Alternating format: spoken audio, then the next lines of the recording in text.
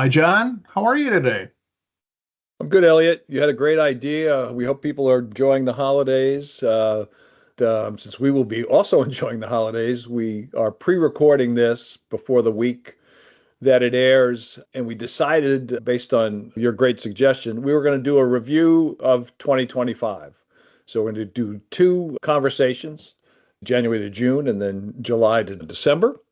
I think the way to characterize this, if we were to title this, it would be 2025, a year in chaos, I think is a simple way of characterizing it.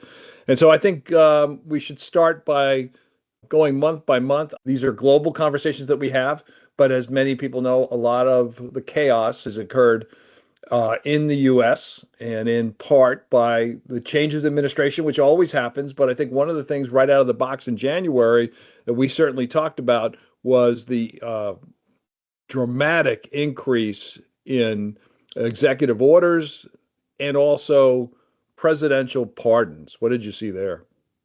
There were numerous pardons starting in January and extending beyond. I can't remember the number off the top of my head, but a big group of people who had been charged and or convicted from the January 6th events. And then a lot of other people, I guess I would say people who fit into the broad category of being supportive of the same concepts that seem to be some of the core concepts of the current administration.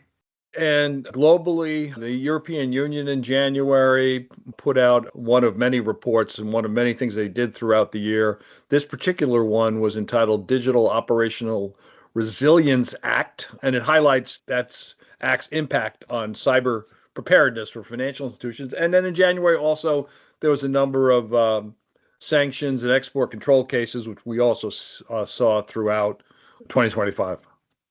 Yeah, the other thing we saw in January was the very beginning of a trend that we've talked about throughout the year is we started to see state level regulatory action begin to ramp up throughout this year, in some ways in response to the reductions in federal regulation or federal enforcement. Right. In February, BaFin sent out some warnings. We'll see this throughout the year on AI related issues. This was on AI driven fraud. So they talk about synthetic identities, deepfake enabled scams. Europol also announced a dismantling of several organized cybercrime groups. So there's a lot of going on outside the US. In the US, one of the things that was dramatic in terms of the AML sort of bribery corruption areas that we focus on is the administration's announcement at the Department of Justice to pause temporarily. And then we'll talk later in the year the announcement they made regarding their priorities, but a temporary halt in enforcement of the Foreign Corrupt Practices Act. And that certainly was an issue at the time that groups like Transparency International, the FACT Coalition, what is this going to mean in terms of investigations and prosecutions for bribery and corruption? So we'll talk more about that later, but they did announce a pausing of that back in February. Yes. Another thing in February was the beginnings of a recognition of staffing shortages at the IRS and other agencies that were affecting their ability to investigate and recommend prosecution of AML and other financial crime activity. We see that ramp up throughout the year as more and more of federal law enforcement is turned to the administration's approach to immigration. We move on to March. Obviously, FATF works throughout the year, several plenaries. They do updates as they did earlier in March on compliance issues, deficiencies, evaluation results, and also a number of reports. And that's obviously consistent throughout the year. And then we gave some updates to our audience on several high profile corruption investigations in Latin America and in Europe. So we talked about those back in March as well. And this is where we begin to see the divergence between what's happening in the US in terms of pausing enforcement of the Corrupt Practices Act and what's happening in other jurisdictions, particularly in the UK and the EU, where they are increasing their focus on corruption. Moving on to April, again, a continued focus on cyber security issues, some announcements on ransomware issues that target banks and payment processors. We also talked a bit about some of the rising costs of AML compliance and also some issues and debates going on that are still going on whether or not there should be changes in the various reporting thresholds, at least in the US, in terms of cash reporting and suspicious activity reporting. So April saw a number of congressional hearings and other policy debates in the US from financial institutions. I don't want to say complaining in a negative way, but pointing out their burdens, but also recommending some adjustments, which we're still talking about as we close the year in December. And as we talked about in a recent episode, reduction of the regulatory burden has become a theme for the US bank regulators. The OCC recently announced a number of changes to its approach to AML related exams and things like that, all with the theme of reducing regulatory burden. The other thing that we talked about in April was the role that AML plays in detecting and disrupting human trafficking networks. And there were a number of case studies that were released that related to Southeast Asian activity that we talked about in some detail. And that continues to be an ongoing theme. And I'll put in a plug for the fact that our January webinar is going to be on human trafficking. And so people can go to our website and register for that as well. Moving into May, very active month for our world. And I mentioned earlier both the pausing of the FCPA and other things related to how the Justice Department was going to handle enforcement. In May of this year, Matthew Galati, he's head of the criminal division at Justice, issued a memo under his name announcing the updated enforcement priorities of DOJ. And some of them include healthcare fraud, trade customs tariff fraud, complex money laundering with particular attention to Chinese operations. So Chinese money laundering is obviously still a priority. Bribery that, quote, impacts U.S. national interests and enriches foreign corrupt officials. The reason that I'm quoting the language, there's been some pardoning of some individuals who have committed clear bribery and been convicted by juries. We'll see how that is consistent with one of these listed priorities here. Material support to terrorist organizations, variable interest entity fraud targeting investors. And this is interesting, crime involving the misuse of digital assets. So digital assets is an area of major concern for law enforcement, but focusing on the misuse of these assets. And then elder abuse and Ponzi schemes, that sort of thing. So a whole host of things that we certainly have reported on, not just this year, but before, are elements of the new, or at least the updated, corporate enforcement policy by DOJ. In May, we also talked about the fact that law enforcement was generally opposed to legislative efforts to weaken the Corporate Transparency Act, stressing its importance for beneficial ownership transparency.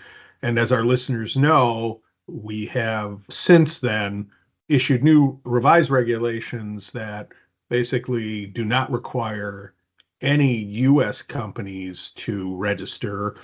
And it's my understanding from announcements from Treasury that they have dumped the database that had been created and populated.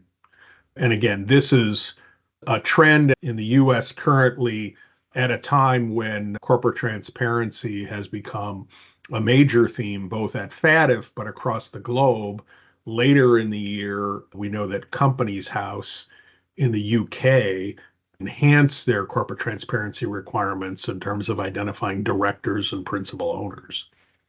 And remember, we have reminded you constantly that the U.S. is under a mutual evaluation process by FATF, which will be completed next year. It'll be very interesting to see how the evaluators discuss the elimination of having domestic entities file reports, and also whether or not the Congress actually goes further with rolling back the Corporate Transparency Act. And as of our recording this, that has not yet happened. Also in May, we gave you a couple of examples of particular cases going on that month, or announcements of the final results of those cases. There were allegations involving the European Court of Auditors. And so that was an issue that, of course, raised questions about the integrity of the EU function. There was a major fraud case in Charlotte that we reported on, and it had AML implications.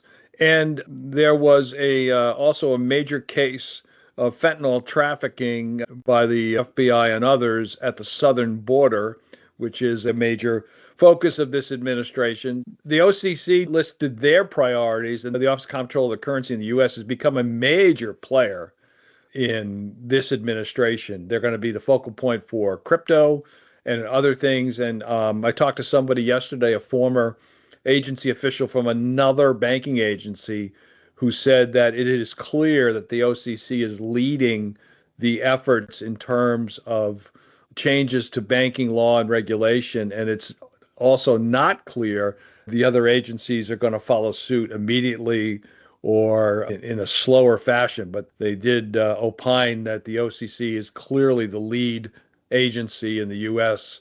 regarding banking policy. And one of the reasons that that's particularly interesting is among the major banking agencies in the US, there's only two that issue charters. The OCC issues charters, and then the National Credit Union regulator can issue a federal credit union charter. But the FDIC and the Fed, which are also major bank regulators, do not issue charters. And the OCC has been very active in entertaining applications from non-traditional groups for limited purpose bank charters, crypto platforms and others seeking limited purpose banking charters. And it'll be interesting. I was speaking with someone who is in the process of putting an application into the OAK for a limited purpose charter. They commented that the application approval time has shortened significantly during the time that they've been talking with the OCC. And so some of these new limited charters are being issued in relatively short time. I can remember a while back, and it's probably 20 years now, helping a major US financial services company apply for a limited purpose trust charter, which the OCC has issued for many years. And it took us a year. And this was well rated, well capitalized. And now we're talking about months. So very interesting. So finishing out the first half of our two-part conversation, June of 2025, obviously the FATF plenary. They had a plenary in March and one in June. One of the things that they issued was a new guidance document on virtual assets. In addition to that, we have talked high level about various executive orders from the Trump administration. In June, the American Bar Association sued the administration regarding executive orders that have targeted law firms. That is still pending as of our conversation. It's still not clear to me, at least, the legality of some of these other executive orders, whether they touch on our world or not. And a lot of that is being processed through the courts. So we'll see. And connected with what we just talked about regarding DOJ, they also mentioned that in terms of white collar crime, they are going to prosecute white collar crime. We'll believe that when we see it, right? With an emphasis on individual accountability. They made an announcement regarding that. The other thing, in June, the U.S. bank regulators requested public comment on fraud prevention measures, particularly around check fraud and payment system vulnerabilities. And it's interesting that check fraud had kind of had a resurgence. If you follow that world, you know that the number of checks used for payment purposes in the U.S. has fallen dramatically over the last number of years. And yet the amount of check fraud has been increasing in the last few years. And as you and I have talked with experts in the area, we've heard that it's a serious concern and there is an effort to focus on it. So we thought that was very interesting. So again, a lot going on between January and June. Anything else you want to conclude with for the first half of the year? Again, we did mention the executive orders. You should read those and get up to speed on those, particularly the ones that deal with so-called de-risking, debanking, and other issues. FinCEN had done a number of things too in the first part of the year. There's been a number of announcements on special measures. They launched a new FinCEN exchange series, which is always valuable. So that's where private and public sector can do some information sharing. They did one in late June in El Paso to deal with issues on the border there. So a number of things that FinCEN has done through the first half of the year also warrant attention from our world. Yes, I think that's all I have. Just want to let our listeners know that we'll cover the second half of the year on our episode that will be available on January 2nd, 2026. We hope everybody is having a wonderful holiday season, and we'll be back with our next regular edition on Friday, January 9th. John, you have a great holiday season, and I'll talk to you soon. Take care. See ya. You too. Bye-bye.